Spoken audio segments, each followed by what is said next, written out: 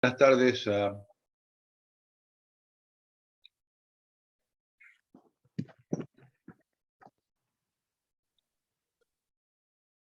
tardes a todos, todas y todes.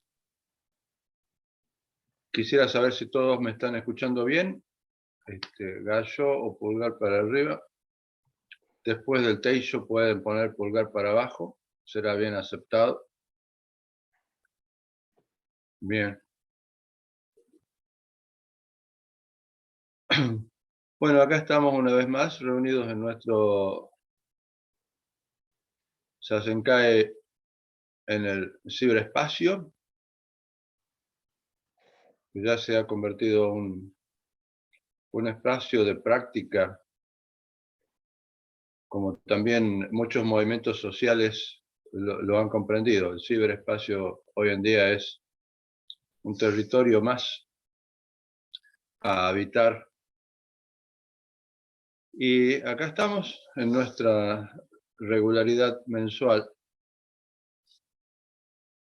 En esta fecha estamos alrededor de lo que algunas tradiciones de nuestra Abjayala le llaman el Huetripantu, y otras como las más cercanas acá en el centro norte, de donde soy originario, el Inti Raymi,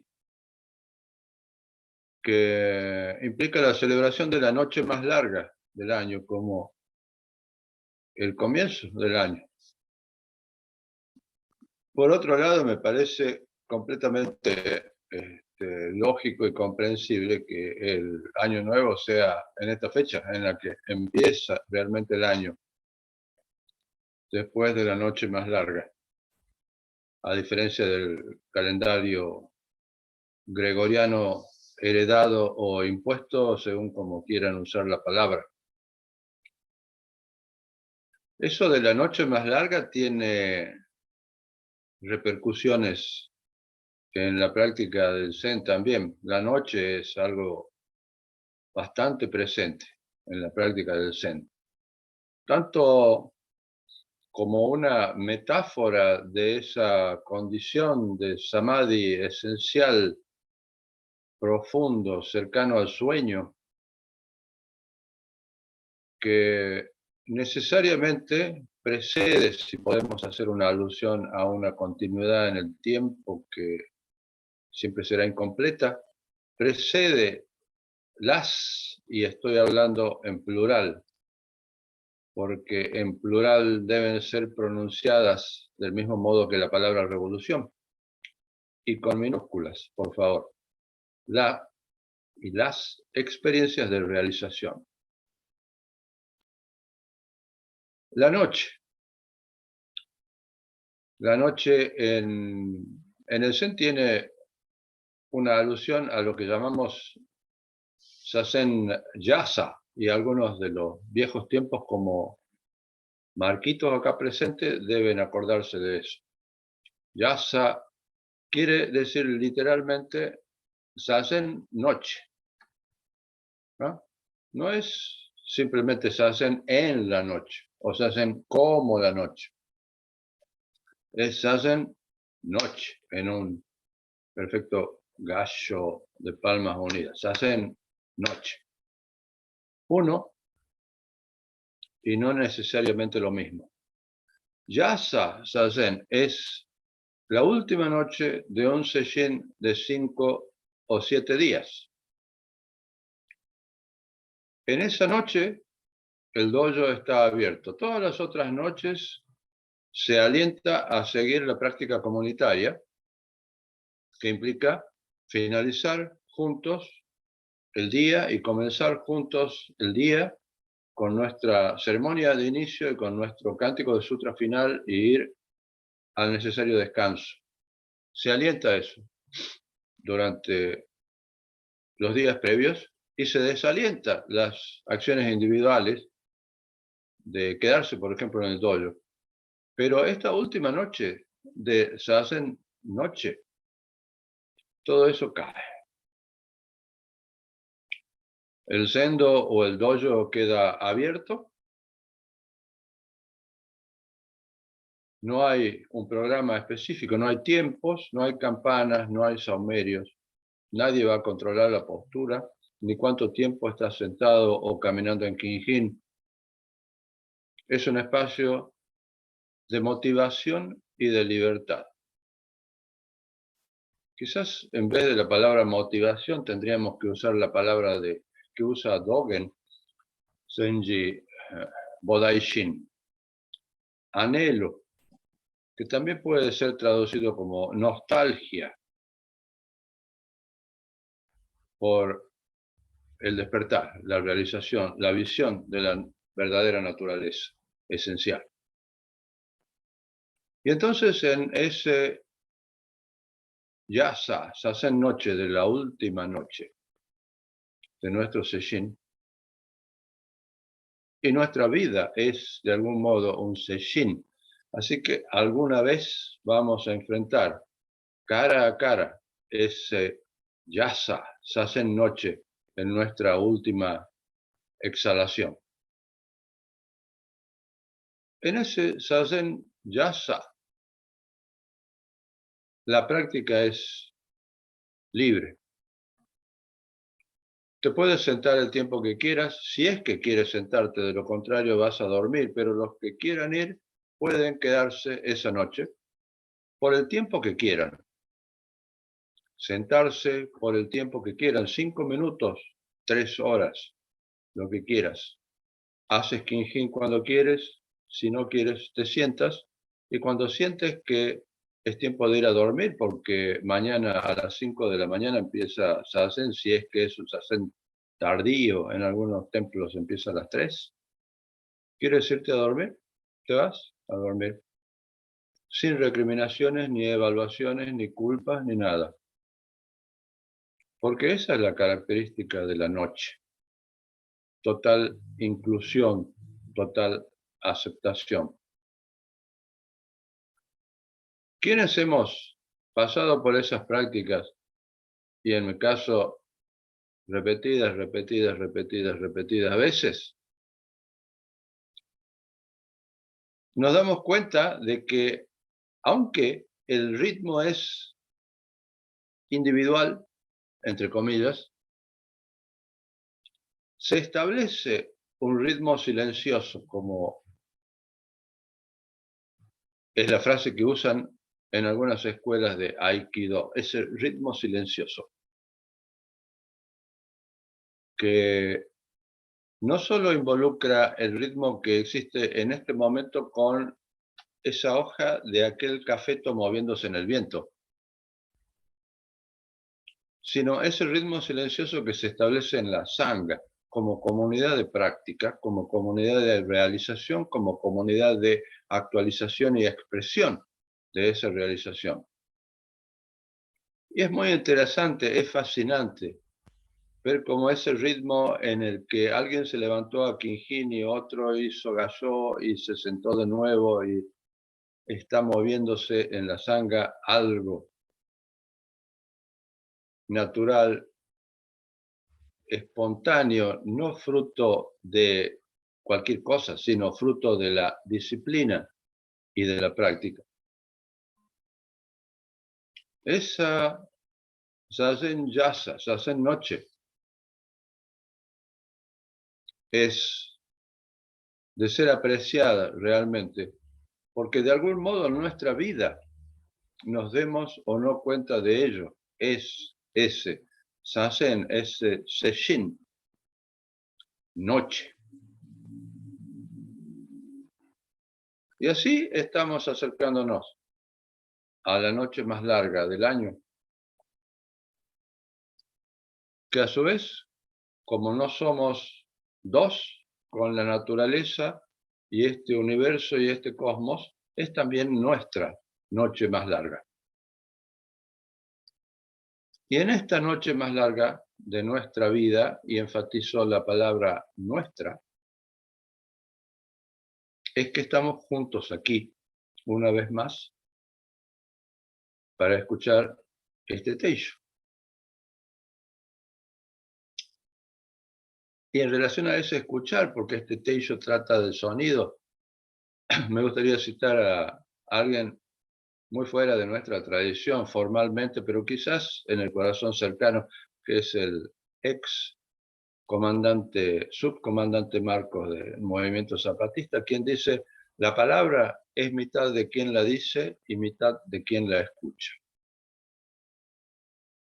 Así que acá diré mi mitad y espero por esa mitad que escucha, pero a su vez intento escuchar esta mitad que se expresa aquí a través de este poema de Muso Soseki Senji, este maestro jardinero Rinzai, sobre el cual me estoy enfocando en los últimos años sobre el tema la poética del Zen. El poema de hoy se llama Jardín de Bambú.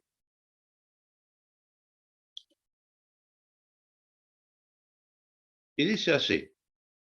Es interesante este poema porque, como la mayoría de ustedes que han estado presentes en los teishos anteriores habrán visto, la mayoría de los poemas de Muso Soseki se refiere a alguien cercano, algún amigo, algún compañero de práctica, algún estudiante, y a veces lleva el nombre de esa persona y sobre el nombre Dharma de esa persona se formula el poema. Este no, este es acerca de un jardín de bambú que no sabemos ni siquiera dónde está.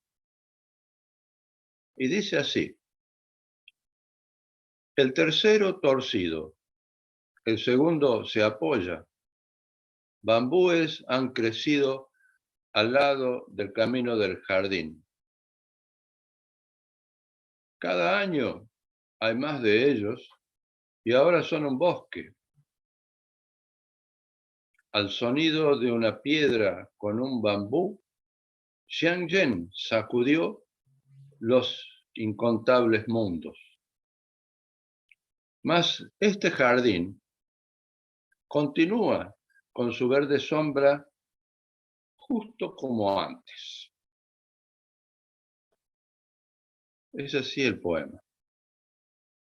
Leído sin las pausas que hace entre el ritmo de 3 líneas que establece acá como el tono de este poema, dice así. El tercero torcido, el segundo se apoya. Bambúes han crecido al lado del camino del jardín. Cada año hay más de ellos y ahora son un bosque. Al sonido de una piedra con un bambú, Xiangyen sacudió los incontables mundos. Mas este jardín continúa en su verde sombra justo como antes.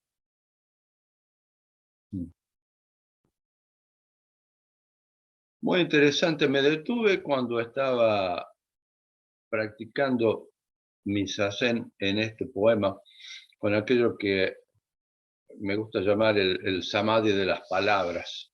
Cuando uno entra en zazen y respira las palabras, saboreando cada una de ellas y empiezan a convertirse ya no en palabras, sino en sílabas, que a su vez van haciendo aflorar sentidos, que no tienen un propósito, pero tienen una plenitud de sentido, el samadhi de las palabras. Como cuando me siento practicando mu o cuál es el rostro original antes de nacer mis padres. Si exhalo eso, saboreando cada palabra, pronto puedo dejar caer la continuidad y entonces no hay una frase, hay palabras siguiéndose unas a otras. Y pronto eso también cae, y ya no hay palabras siguiéndose unas a otras, sino que hay sonidos, uno tras otro, tras otro, tras otro. Y si sigo en ello, no hay sonidos uno tras otro, tras otro, tras otro. Hay un sonido y un sonido y un sonido y un sonido. El samadhi de la palabra. Dice acá Muso Soseki, el tercero torcido, el segundo se apoya. ¿Por qué dice eso? ¿Qué tiene que ver acá? Ni siquiera sabemos si está hablando de los bambúes o de qué está hablando. ¿Cómo que el tercero? Se está hablando de un bosque. ¿Cuál es el primero? ¿Cuál es el segundo? ¿Cuál es el tercero? Sin embargo, la primera frase de apertura de este poema dice así: el tercero torcido, el segundo se apoya. Creo que esto es una hermosa apertura y básicamente trae a este poema y a esta charla un capítulo del Tao Te Ching, el libro del camino y la virtud, entendiendo la virtud no en un sentido moral, sino como facultad, como poder, como energía de, como cuando decimos cuál es la virtud de esta planta. Ok, cura el hígado.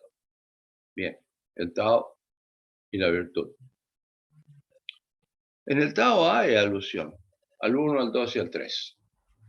No hay ningún otro número en el Tao Te Ching más que el 1, el 2 y el 3. No hay referencia.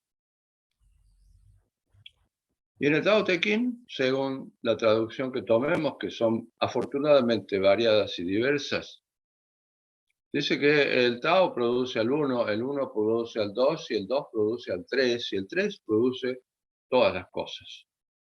O origina todas las cosas. Podríamos decir, el Tao origina el 1 origina el 2 origina el 3 y el 3 origina todas las cosas. El Tao acá se refiere a ese shunyata, a ese vacío, vaciedad esencial.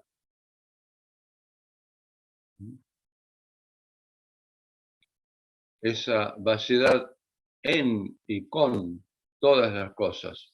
El Tao produce al uno. El uno en nuestra práctica es esa condición de unidad. Estamos en Zazen, en Kinjin, en la práctica del movimiento, en nuestra vida cotidiana tomando un mate y de repente todo es uno, la unidad. Eso que en la ceremonia de Oryoki, de la comida ceremonial Zen, decimos que son las tres ruedas, el actor, el acto y lo actuado son vacíos. El que come, el comer y la comida son vacíos.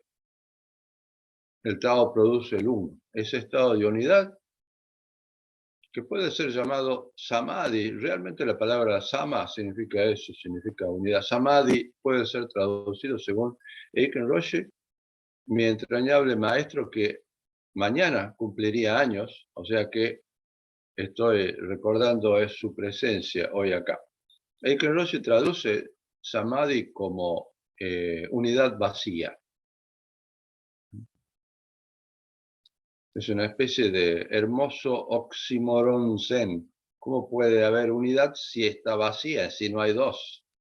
Pero es justamente, es el punto. El Tao, Shunyata, produce el uno. Ahora no hay movimiento ahí. El uno produce el dos.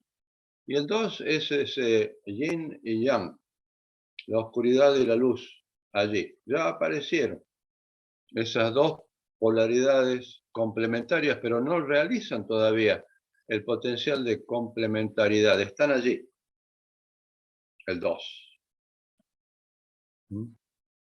Están allí. Estoy acá, está ese zafo al frente. Estoy acá, está esa lámpara allí, el 2. Pero no produce todavía la actualización de su complementariedad. No hay esa interrelación en el medio de, en la esencia de la unidad vacía. Y allí entonces está el yin y el yang, pero están estáticos, no se mueven, no se fecundan mutuamente, no se renuevan mutuamente, no se incluyen mutuamente, no se dan nacimiento mutuamente. Y ahí aparece el 3. Tao produce al 1, el 1 produce el 2, y el 2 produce el 3, y el 3 produce todas las cosas. ¿Qué es el 3? El 3 no es eso, es el desequilibrio. No es el equilibrio y la contemplación de la vaciedad absoluta lo que produce la experiencia de realización y su actualización y expresión, porque sin ello no está completa la experiencia de realización o de comprensión.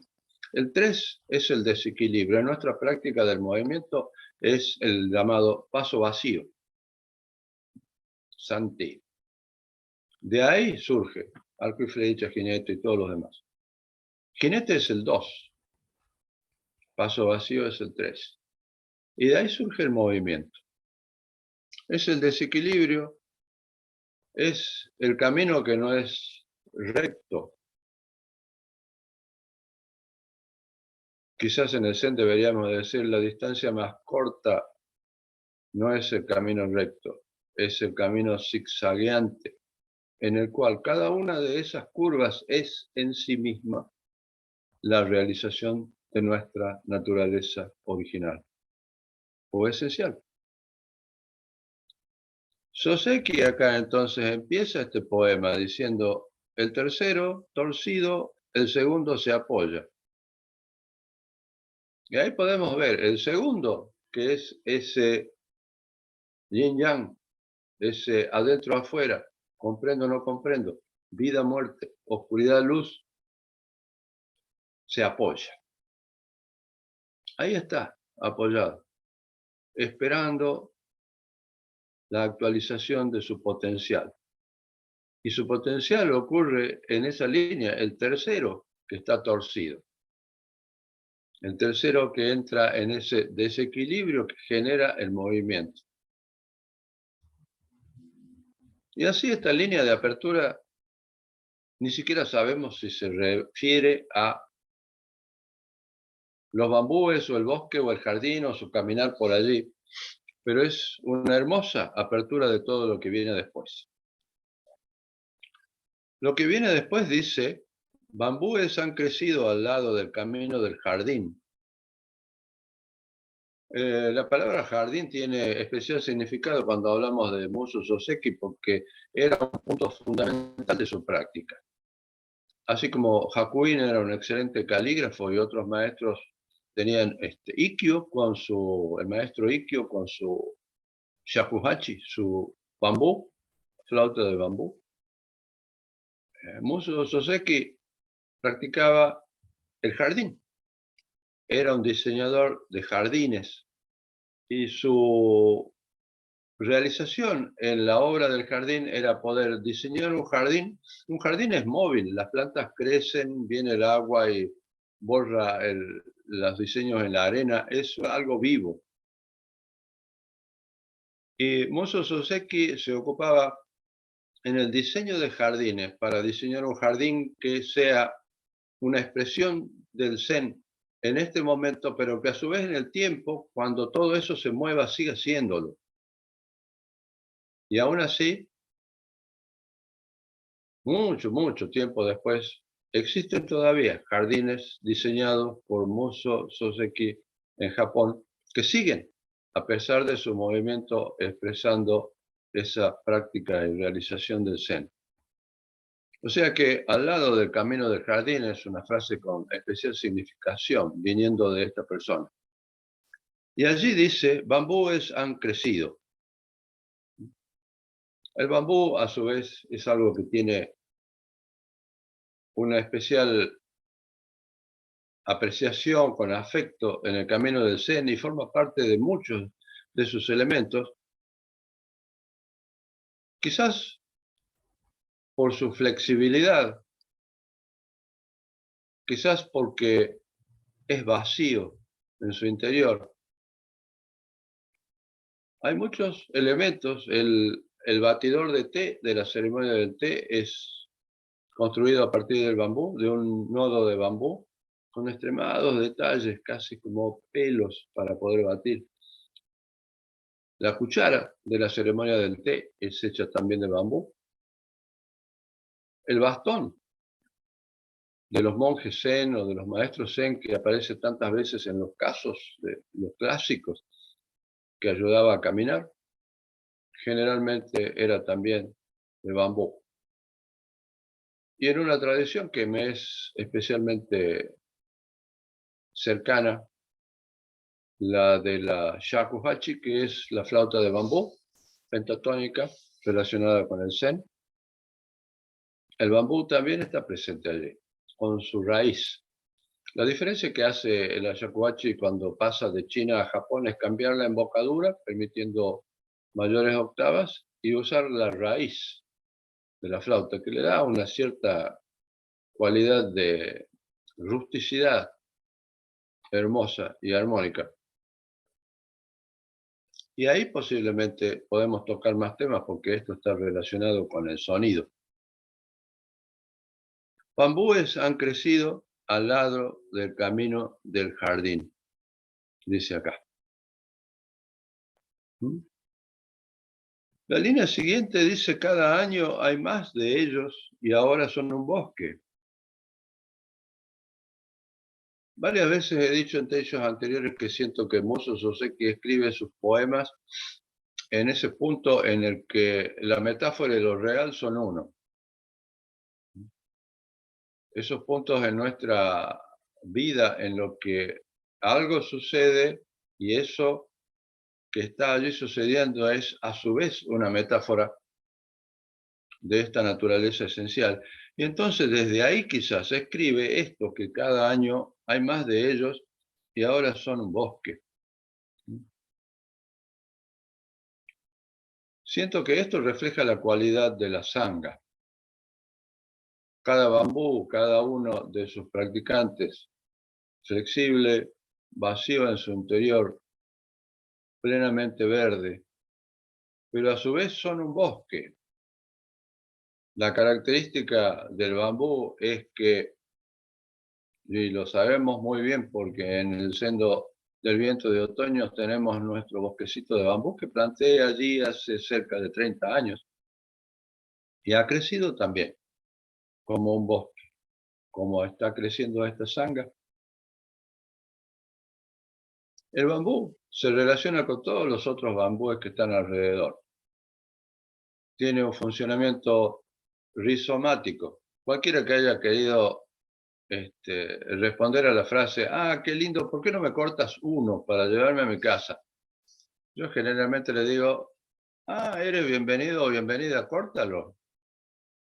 Media hora, 45 minutos después, generalmente desisten de hacerlo porque en realidad no puedes cortar uno. Están todos unidos abajo por un funcionamiento que en algunos movimientos sociales llamamos rizomático. Todo ese bosque de bambú es una sola vida. Y allí Muso Soseki dice: ahora son un bosque. Eso es sangha. Son un bosque, son uno, son vacíos y cada uno es único o única en sí mismo. Continúa el poema diciendo: al sonido de una piedra con un bambú, Xiangen o Kyogen en la pronunciación japonesa, sacudió los incontables mundos. Eso se refiere a una historia real de el monje y después maestro Xiangen. Al sonido de una piedra con un bambú, Xiangen sacudió los incontables mundos. Sucede que este hombre estaba barriendo el jardín, le pegó de casualidad a una piedrita, esa piedrita pegó en un bambú y allí tuvo su experiencia de realización.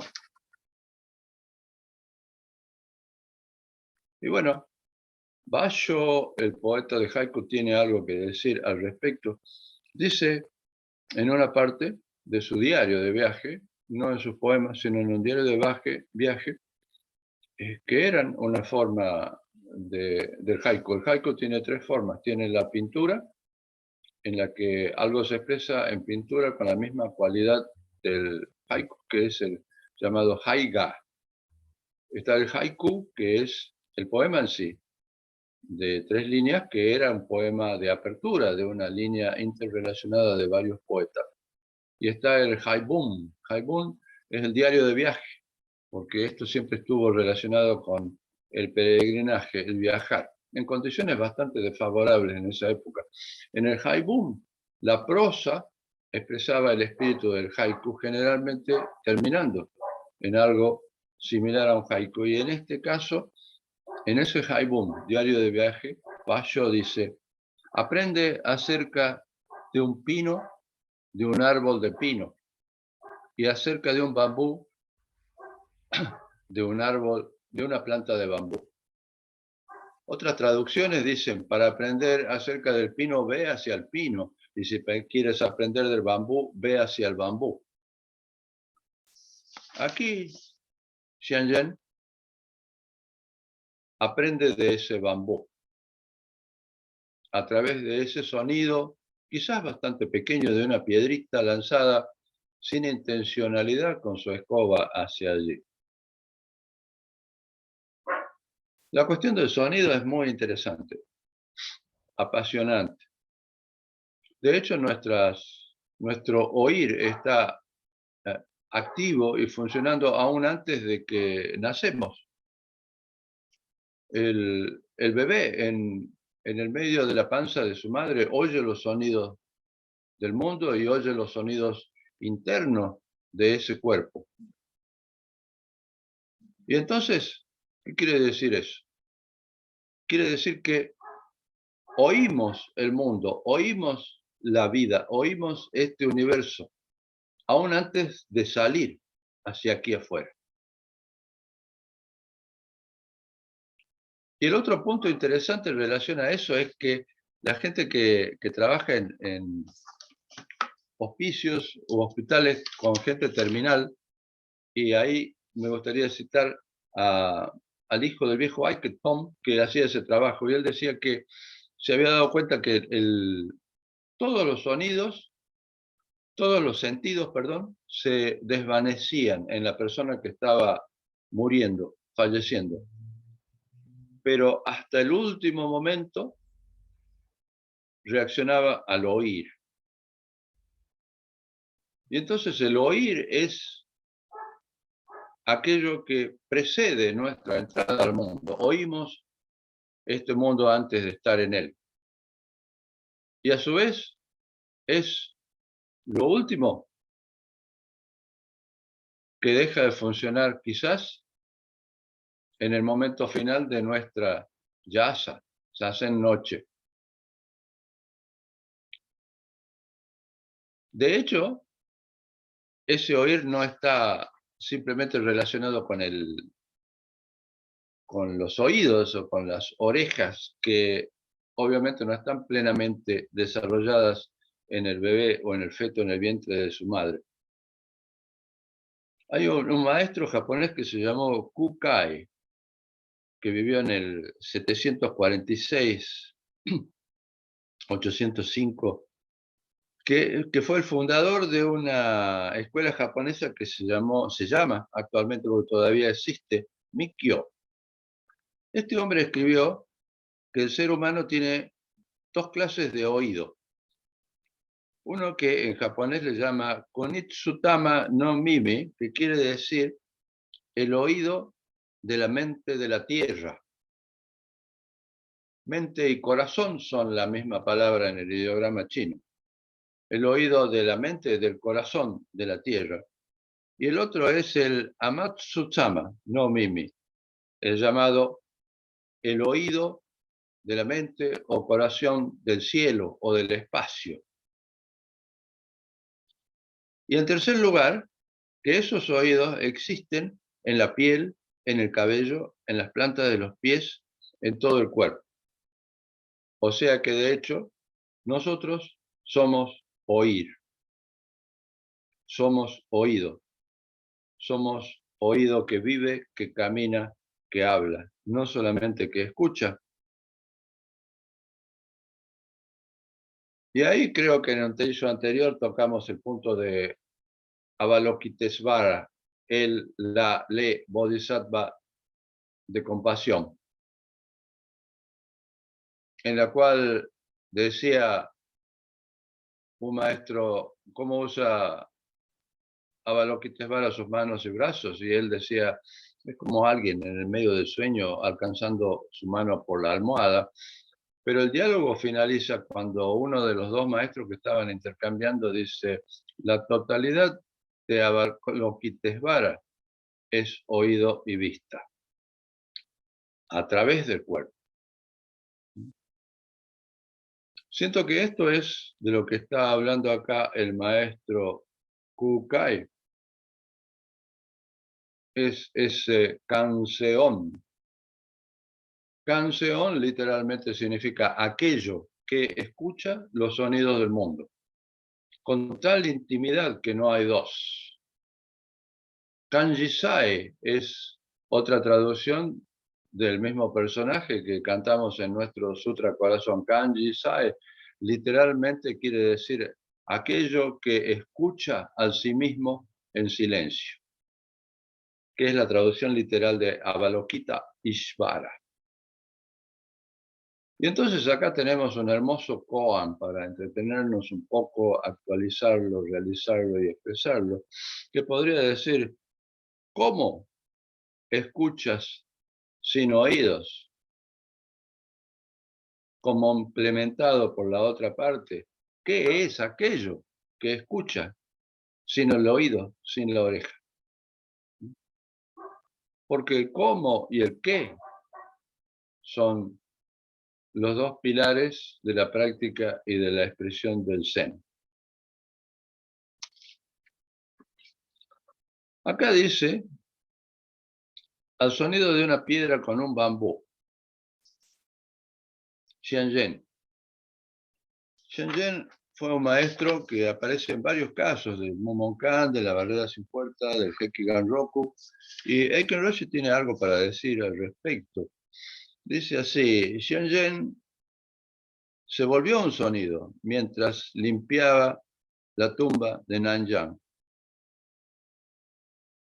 Él era un erudito del Zen y estaba practicando el koan, ¿cuál es el rostro original antes de nacer mis padres? Su maestro le había preguntado concretamente, ¿qué es eso? Muéstramelo. Y él no supo responder y fue a todos los clásicos y escritos y tesis y documentos que tenía para tratar de encontrar una respuesta que no lo satisfizo. Y frente a eso, Xianzhen decide abandonar la práctica completamente y recluirse en un templo ruinoso en el medio de la nada de un determinado maestro Zen. Y mientras estaba barriendo el jardín, posiblemente años después, sucede ese episodio del bambú arrojado, la piedra arrojada contra el bosque de bambú por su escoba. Y ahí tiene su experiencia de realización. Es interesante lo que dice en su experiencia de realización. Dice así, un sonido me ha hecho olvidar todo mi conocimiento previo. No necesito ninguna disciplina artificial. En cada movimiento estoy sosteniendo el camino antiguo y nunca fallo, nunca caigo en el mero quietismo. A donde sea que camino, no dejo trazos y mis sentidos no están atados por reglas de conducta. Ese sonido cambió la vida de Xianzhen, que vuelve a su maestro y continúa practicando con él. Del mismo modo que el haiku de Basho, el sonido de la rana, antiguo estanque, una rana salta, sonido del agua. Ese sonido también cambió la vida de Basho y dio origen a toda su carrera como poeta hasta el final de sus días. Hay traducciones posibles en eso de sonido del agua que da la onomatopeya y gramática japonesa. Según Eiken Roshi decía que eso puede ser traducido como que la rana salta en el sonido del agua. Y esa traducción es muy importante e interesante. La rana salta en el sonido del agua. Del mismo modo que Xianzhen despierta a su verdadera naturaleza en el sonido del bambú. Nombramos recién a este instrumento de bambú, el shakuhachi, y en esa tradición hay dos términos bastante citados y que son horizontes de práctica, podríamos llamarlo así. Uno de ellos es Ichion Yobutsu y el otro es Tetteion. Ichion Yobutsu quiere decir, tiene varias traducciones posibles, pero quiere decir comúnmente traducido volverse un Buda o despertar, que es la traducción real de Buda, es florecer, despertar, volverse un Buda en un solo sonido. Otras traducciones dicen, un sonido único se vuelve un Buda. Y me gusta más esa traducción porque no es que uno se convierte en el Buda, sino que un sonido único despierta.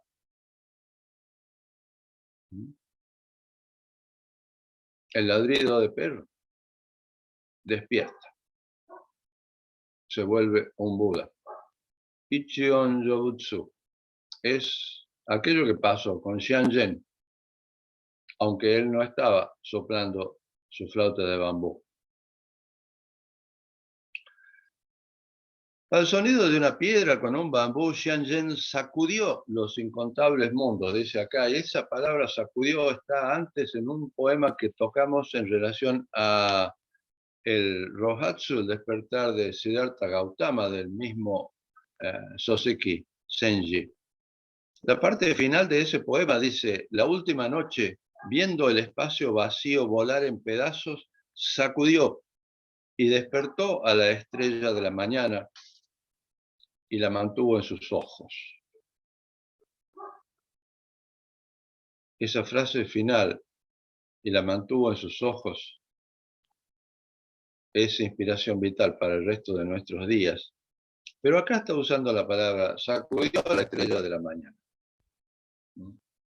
Gautama sentado allí como todas las mañanas bajo el árbol Bodhi, la estrella de la mañana como todas las mañanas surge, pero esa vez, viendo el espacio vacío volar en pedazos, sacudió y despertó él a la estrella de la mañana y la mantuvo en sus ojos. Del mismo modo acá, según la visión de Muso Soseki, Xianzhen sacude los incontables mundos. ¿Cómo puede suceder eso? ¿Qué poder tan maravilloso puede tener un monje barriendo un jardín que arroja una piedra casualmente y hace un sonido con un bambú para sacudir los incontables mundos? No solo de este planeta, de otros planetas, estrellas, galaxias, sacudió los incontables mundos. Eso es posible con la realización de lo que llamamos la red de Indra, en la que todos los seres están tan interrelacionados, interapoyándose, interviviendo, que si tocamos uno de ellos, tocamos la totalidad del universo en todo tiempo y espacio.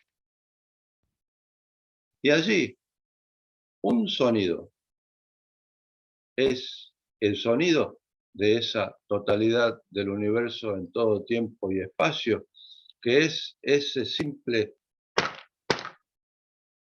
de la piedra frente al bambú que transforma la vida de Xianzhen. Continúa nuestro poema diciendo, Al sonido de una piedra con un bambú, Xianzhen sacudió los innumerables mundos y las últimas tres líneas dicen, mas este jardín continúa en su verde sombra justo como antes. Cuando hablamos del sonido y hablábamos del bambú, es inevitable citar a un maestro chino que se llamó Wu Hua o Fu Kei. Fu Kei era contemporáneo del maestro Rinzai, que crea todo el linaje Rinzai. Wu Hua era un practicante de shakuhachi y andaba siempre con una campanilla, y esa campanilla la hacía sonar por el camino porque andaba peregrinando y decía siempre la misma frase. Si viene una cabeza brillante, le doy un golpe. Si viene una cabeza oscura, le doy un golpe. Si viene una cabeza que no sea ni oscura ni brillante, la corto con una guadaña. Rinzai, amigo de él, escuchando eso, mandó a un estudiante de él a hacer el trabajo sucio y le dijo, pregúntale, ¿qué vas a hacer cuando nada en absoluto surge? Entonces este estudiante le pregunta a Fouquet, y Fouquet dice, mañana hay una fiesta en el monte Taishan. Vuelve hacia Rinzai y le comenta qué es lo que había pasado, y Rinzai dice, siempre tuve suspicacias acerca de ese tipo, reconociendo a su amigo. A la muerte de Fouquet, un estudiante de él crea la que es conocida hoy en día como la primera pieza de shakuhachi relacionada con el Zen, que se llama literalmente la campana vacía o la campana que no es. Y eso da origen a toda una tradición de bambú llamada Honkyoku, que a su vez tiene que ver con este caso, porque Honkyoku quiere decir sonido original, sonido primal, sonido esencial, que obviamente no está poseído, encapsulado en una flauta de bambú, sino que representa también este sonido de la piedra golpeando con el bambú. Y otro sonido, Hakuin Kaku, tiene su experiencia de realización al sonido de una campana al amanecer llamando a la práctica de Zazen mientras estaba sentado a través de una noche de invierno. Mumon, Women del Momoncan, tiene su despertar al sonido de un tambor que llamaba al almuerzo. Y hay varias experiencias relacionadas con eso, del sonido. Y eso a su vez se relaciona con Avalokitesvara, que es llamado así por aparecer en un sutra llamado Surangama Sutra, en el cual diversos discípulos de Gautama son reunidos para expresar cuál fue la práctica por la cual pudieron llegar a la comprensión, y Avalokitesvara se explaya abundantemente acerca de la práctica del oír, el único sentido que precede nuestra venida al mundo y nos acompaña al final, el único que siempre ocurre en el presente. La vista podemos recordar visiones, el tacto, el olfato de otros tiempos, pero el oído está aquí y viene de todos lados, no es direccional. Allí asienta su práctica Kanseon o Kanjisai, aquello que oye a sí mismo en silencio.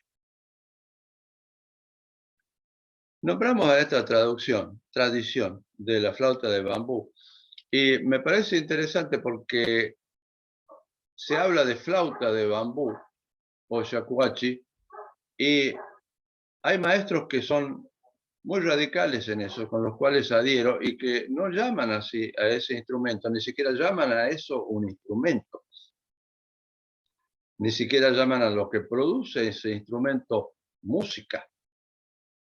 Le llamamos ruido, le llamamos sonido.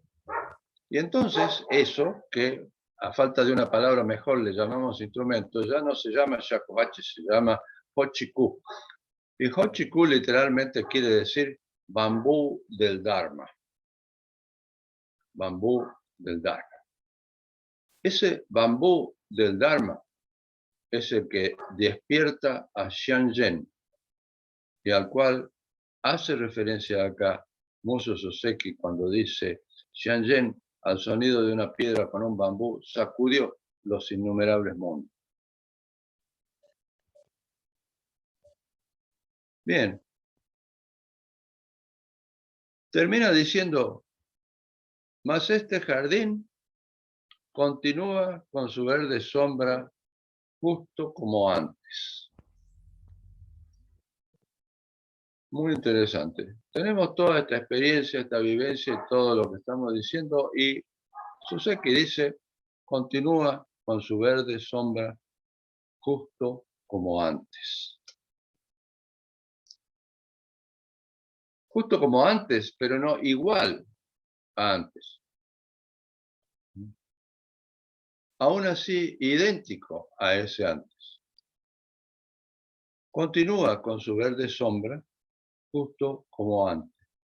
Es el retorno al paso inicial, es el retorno a la mente del principiante.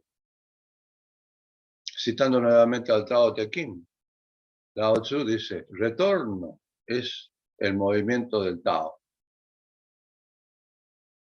Y en esa metáfora que es llamada el pastoreo del buey en el campo del Zen, que habla de pictorialmente de los procesos de práctica, el último cuadro generalmente es el retorno al mercado, el retorno a la vida cotidiana común, sin rastros de Zen, sin lo que Harada Daiun Roshi le llamaba apestar a Zen. Acá no apesta. Este jardín continúa con su verde sombra justo como antes.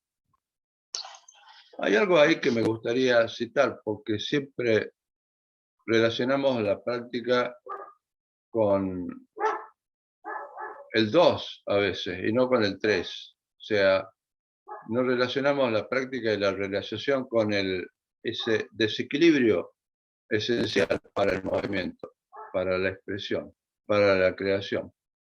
Y quisiera citar una frase de un maestro de este camino, del Honkyoku, del sonido original de Shakuhachi, llamado Kobayashi Shisan, que dice así.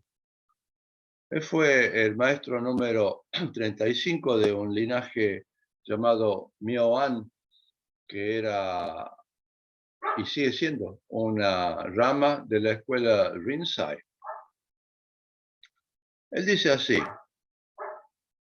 aun cuando el que toca la shakuhachi falla en producir la nota deseada cuando sopla en su instrumento, aquel sonido no deseado debe ser saboreado. De este modo, llegas a apreciar el sabor de la verdadera realización, del arte que es sin arte.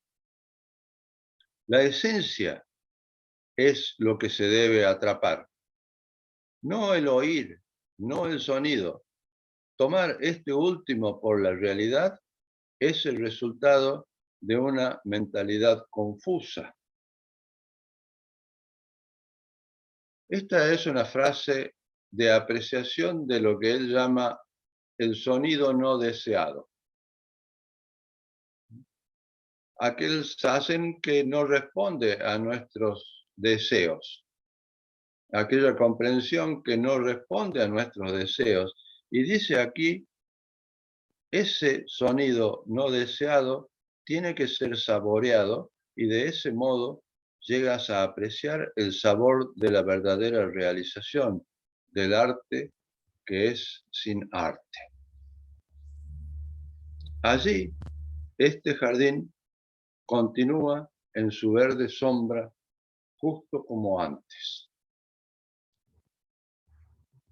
Para terminar, me gustaría citar un haiku de un maestro llamado Shiki, que dice así: cantó un pájaro haciendo caer una frutilla roja.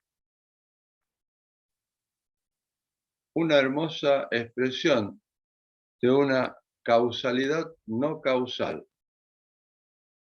que solo puede suceder en plena intimidad, unidad vacía y expresión de aquello que llamábamos la red de Indra. Pájaro, poeta, frutilla, completamente interviviendo, interrelacionados. Cantó un pájaro haciendo caer una frutilla roja.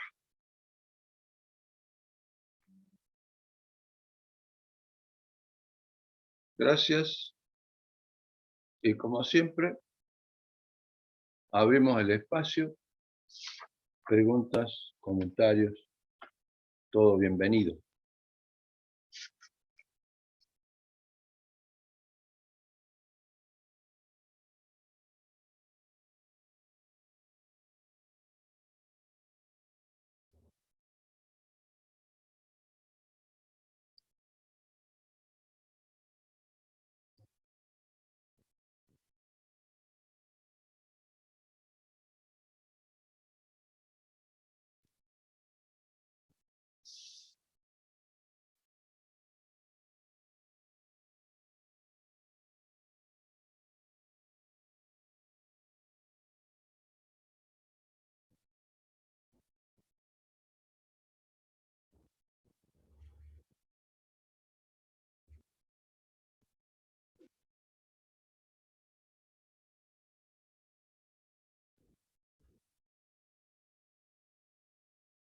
A ver esa frutilla roja que surja.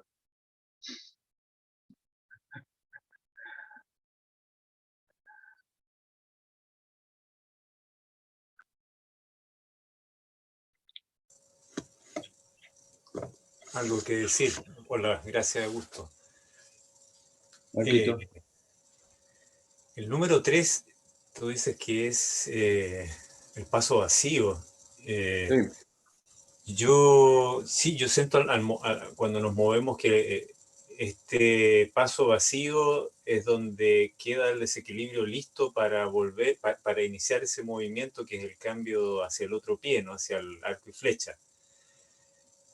¿Arco y flecha también es número 3 o no? ¿O es una llegada que vuelve a generar un equilibrio, un número 2? No sé si va del sí.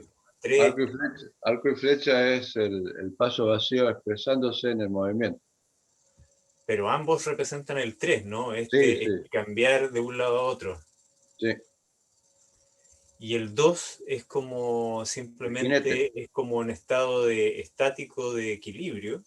es la postura del jinete. Sí, es jinete. Pero en términos de práctica, realización, hay una relación con el número 1, 2 y 3, ¿o no?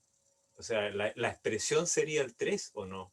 Y la Sí, práctica es el 2 y la realización es el el 1. 3 es la expresión que es absolutamente necesaria para aquello que en el texto que se llama El canto de la realización del camino, de Yoka Daishi, está esa frase que tanto me gusta citar, que dice, madurez en el zen es madurez en expresión.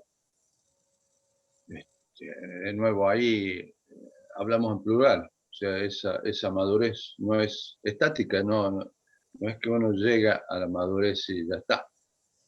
Esa madurez es dinámica.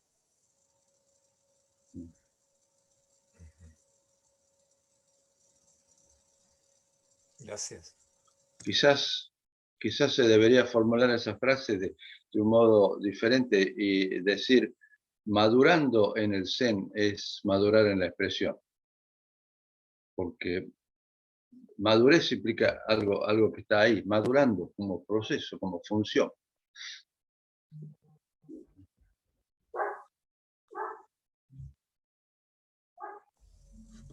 Claro, nunca finalizado, ¿no? Nunca Ujú. listo. Sí, gracias.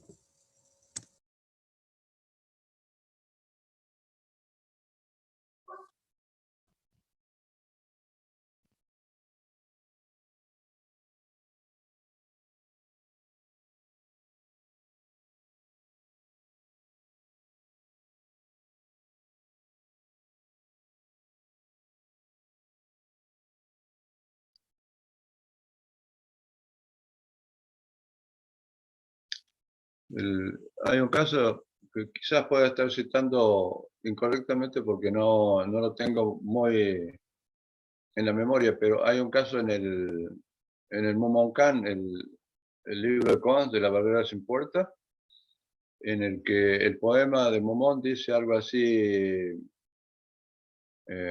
si oyes con tus oídos y ves con tu vista, está bien, pero todavía no está completo. Solo cuando ves con tus oídos y oyes con tu vista es llamado íntimo. Esa frase puede estar relacionada con el tema de este Teillo.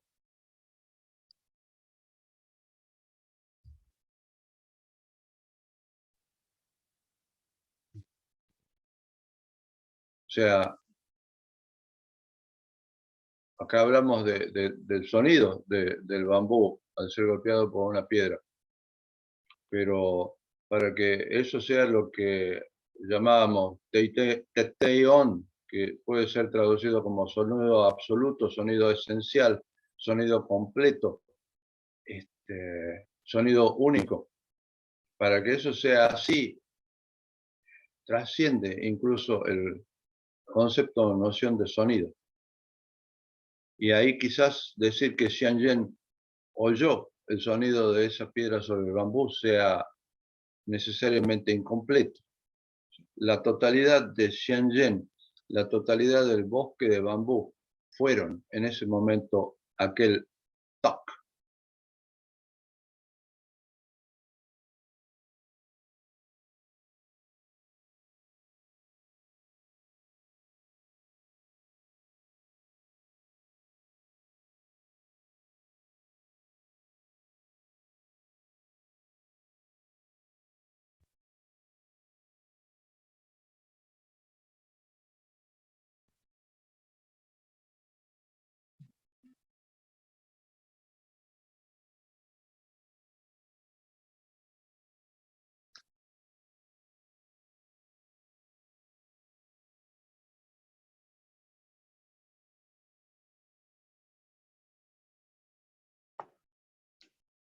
Augusto, Daniel, aparte del poema de Soseki, dice, sacudió los múltiples mundos, cuando la piedra golpea el bambú y oye,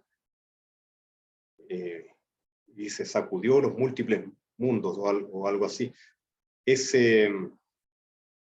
de múltiples mundos que lo relacionaste con la red de Indra, sí. Y también con esto de Canción y Avalokitesvara, aquel que oye los sonidos del mundo y aquel que se oye a sí mismo en silencio. Pero bueno, el punto va es sobre múltiples mundos o un mundo. Hay un solo mundo, múltiples mundos. Eso,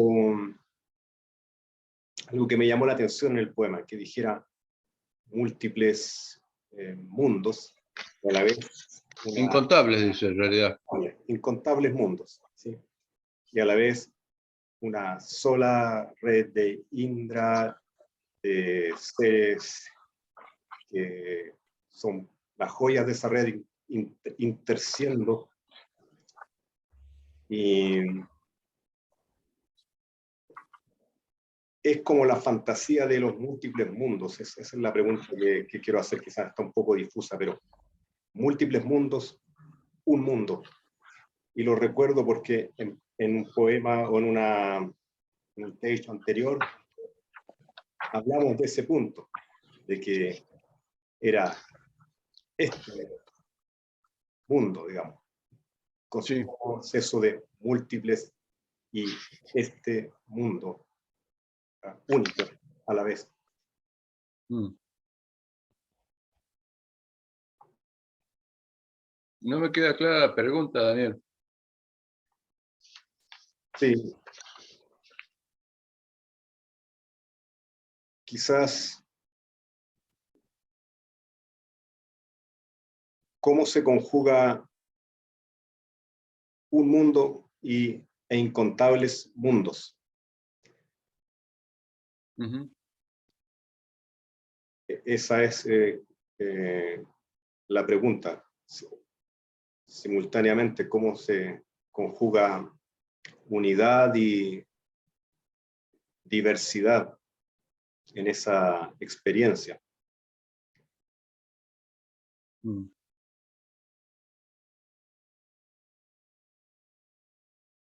Dijiste experiencia.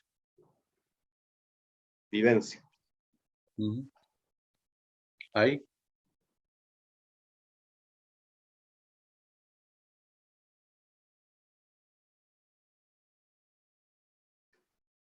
Ahí. Un pájaro canta haciendo caer una frutilla roja. ¿Mm?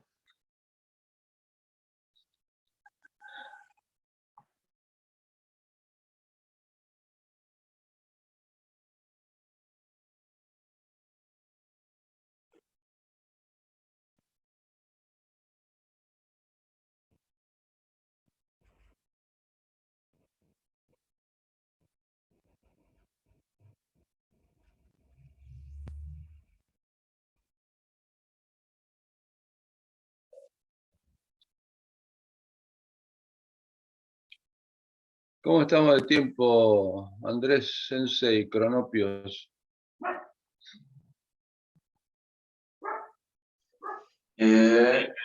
Estamos a 5 minutos de la pausa. Bueno, entonces si no hay más frutillas, este pájaro deja de cantar.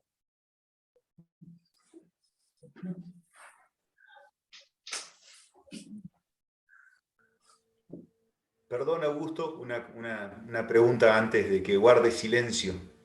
Jorge, Buenas tardes. hola. Me quedé pensando, es más que nada una inquietud en relación a la comparación que hace de los poemas. No pude guardar el nombre del monje que barriendo dispara una piedra hacia el bambú y que el sonido le provoca la experiencia de la realización, y el poema que estaba leyendo, en donde habla de los bambúes que se sostienen unos a otros a la vera del jardín. En lo primero pareciera, en la primera comparación pareciera una experiencia más personal, de experiencia de la realización, ¿no? Como un estar en silencio para que el sonido surja o para que el sonido nos penetre. Y en lo otro, un poco me dio la impresión de que usted planteaba como una experiencia colectiva del silencio para estar atentos al sonido.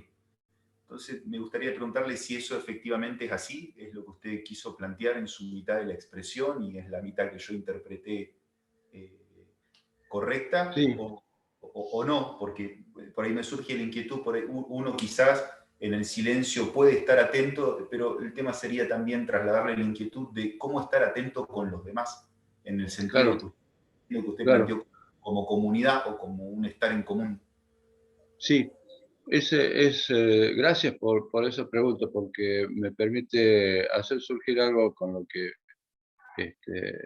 a menudo estoy enfatizando. La práctica del Zen siempre es comunitaria, siempre es comunitaria, es su cualidad esencial. La práctica del Zen es siempre comunitaria, aun cuando estemos sentados solos en la punta de una montaña o en nuestro cuarto, sin nadie alrededor, siempre es comunitaria. Porque en realidad es así, estamos practicando con la totalidad del universo. por un lado, y por el otro lado, si no es comunitaria, si no es percibida como comunitaria, si en mi Zazen no está ese perro que está en el jardín y aquella hoja que está cayendo y el ocaso que está cayendo ahora sí, todo eso no está, no es práctica genuina del Zen. La práctica del Zen siempre es comunitaria. Y si damos un paso más, podemos decir también que la experiencia de comprensión o de realización siempre es comunitaria. Siddhartha Gautama, cuando tiene su experiencia bajo el árbol Bodhi, se para de su zazen, no estaba sentado cuando profiere esas palabras, se para y dice una frase en la que no hay ningún tipo de alusión personal. Él dice: oh, qué hecho maravilloso, todos los seres tienen la sabiduría y compasión del Buda y han realizado el camino en este momento. O sea, lo que Gautama realiza y comprende no es propio, realiza que todos los seres en ese momento están compartiendo esa experiencia de realización. Por eso me gusta la analogía del bosque de bambú.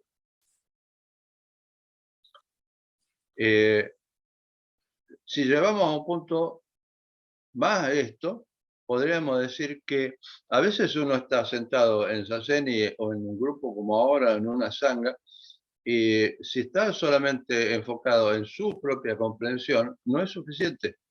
Y lo que puede suceder es que un Zazen profundo de alguno de nosotros genere las condiciones necesarias para que algún otro compañero, compañera o compañero tenga una comprensión.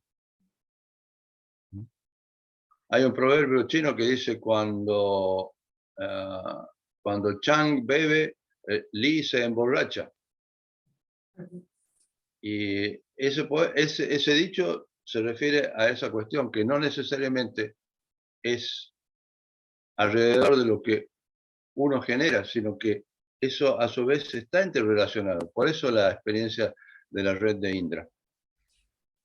Cuando se habla de los tres cuerpos de Buda, o del despertar, se habla de lo que llamamos Dharmakaya, que es el cuerpo de vaciedad. El Sambhogakaya, Sambhoga quiere decir algo así como, o sea, en el Dharmakaya, cada cosa, cada ser, cada momento en el tiempo es plenamente vacío. En el sentido de que no quiero decir la nada, el vacío no es la nada para nosotros, es ese potencial aún no manifestado, sin nombre, el Dharmakaya. Y luego tienes el Sambhogakaya. El Sambhogakaya quiere decir algo así como cada cosa, cada ser en todo tiempo y espacio es pleno y completo, así como es. No le falta nada, no le sobra nada. Y luego tienes el que llamamos tercer cuerpo de Buda, que es el llamado Nirmanakaya. No es Nirvana, sino Nirmanakaya. Nirmanakaya representa variedad y multiplicidad. Y entonces ahí es la interrelación de eso. O sea, cada ser a su vez es, en todo tiempo y espacio, es único e irrepetible. Por eso hay variedad, porque es único e irrepetible, pero a su vez completo y pleno y imbuido de esa vaciedad esencial. Generalmente la comprensión del Zen, la vivencia de realización, es la puerta de entrada es ese Dharmakaya, o sea, uno a través de la práctica tiene la vivencia de esa vaciedad, de ese potencial de actualización, de vaciedad. Esa es una de las puertas de entrada. A mí personalmente me gusta cuando un estudiante o una estudiante entra a través de la otra puerta, que es el Sambhogakaya.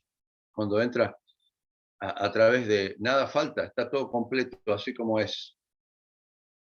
Porque ese es el origen de la alegría que es necesaria a su vez para la práctica hacia adelante. De lo contrario, si no es profundizada y clarificada, se puede volver bastante árido.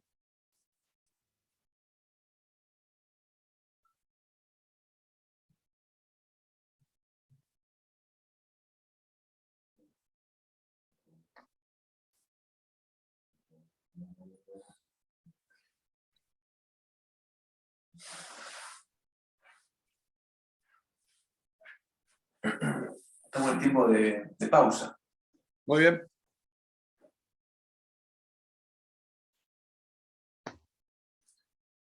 Pausa hasta las 19. Perfecto, gracias. 18 en Chile.